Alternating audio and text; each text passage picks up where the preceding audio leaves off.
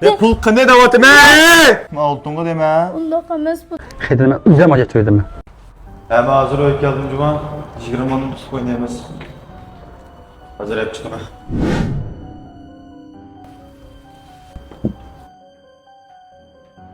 Geldiniz mi? Bir neskrek ağaç kılanayım tekelim.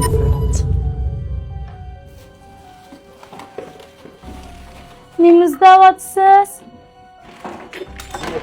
Öyde işler kalmadı. Nemiz davatsız bu atma. Pul yok, benden başka işlem kalmadı. Pul qanday da'vatimi? Qo'shilmayman, dimma qo'shilmayman. Angaqni deb qo'yay. Men to'y uchun men qo'shilmayman.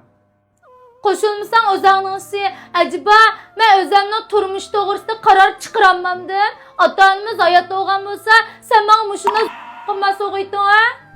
O'zimning ishim ota-onamiz bo'lmagan bilan men ota-onam ham akam turmush degan chaqchaq qilgan emas. Men bu ish qo'shilmayman.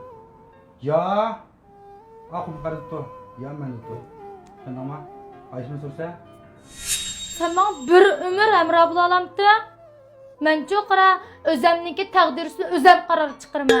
Karaptı, kançılık bəxti köp ketkenim için sana obdan göz koymak tutma. Bugünden başlayıp sendeki akabim yok benimki. Bu qarorga chuqur pushaymon qilasan. Menga ikkinchi qaytdim. Kançılık bəxti köp ketkenim için sana obdan göz koymak tutma. Mushuma jinim tukam, menga baxtdan o'tganam. Pul qanday da'vatimi? İşlem kalmadı dedim. Oltinga dema. Undoq emas bu degan akamdan mabeni so'g'itdi. Oltin emas qo'ydim. Men pul amallik berib qo'ydim dedim. Men bu akamdan mabeni so'g'itdi. Akilim deyapti. Akilim. Aka. Bak kaç yapsan var? Qachon qochganmisan? Aa! Ha? Bakın neymiş koçum.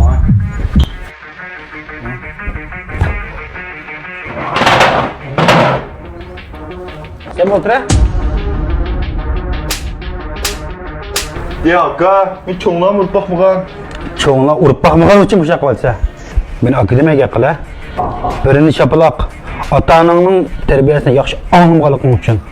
Ikkinchi şapalaq singlimning qadrini qilmaganliging uchun. Üçüncü şapalaq bu mening şapalaqim. Men shunday yaxshi singlimni senda qilmaganligimga berganligim uchun. Kendime yig'may o'tira. Sening ko'zingda yashaqsa, mening yuragimdan qon oqadi. Akangda hayot qopayib ketamiz. Aka ne qaytimiz? Ota-onamdan miras qolgan uyimni menga bergandi. Uyim setib tugitib bo'ldi. Mening qaytqidek uyim yo'q. Qaysi uy qaytimi? Akangning uyi qaytsa, ota-onangmi men, akangmi men.